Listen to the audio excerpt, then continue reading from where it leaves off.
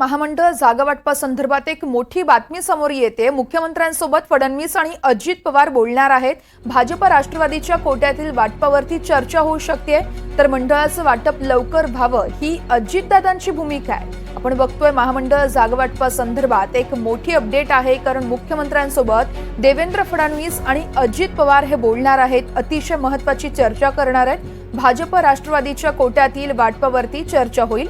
या संदर्भात अधिक माहिती देत आहेत आमचे प्रतिनिधी सागर कुलकर्णी आहेत आपल्यासोबत। सागर, महामंडळ जागा वाटपासंदर्भात एक मोठी अपडेट येते। मुख्यमंत्री दोन्ही उपमुख्यमंत्र्यांसोबत बोलणार आहेत, काय नेमकी चर्चा होऊ शकते?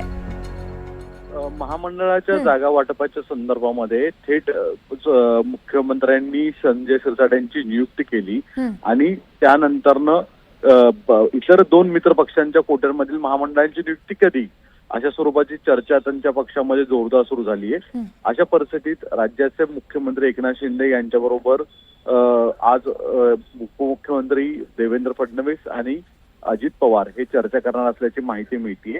सगळ्यात महत्त्वाची गोष्ट म्हणजे जर एकनाथ शिंदे त्यांच्या आमदारांच्या नियुक्त्या महामंडळांवर करतायत, महामंडळ त्यांच्या कोट्यामधील जागा रिक्त भरतायत, तर मग राष्ट्रवादी काँग्रेस किंवा भाजपाने का भरू नये असा एक सूर आहे।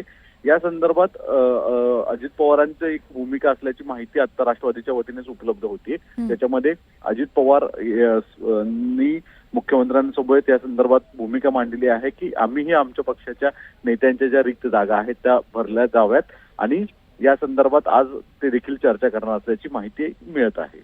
निश्चितच खूप खूप धन्यवाद सागर, तुम्ही दिलेल्या सविस्तर माहितीसाठी।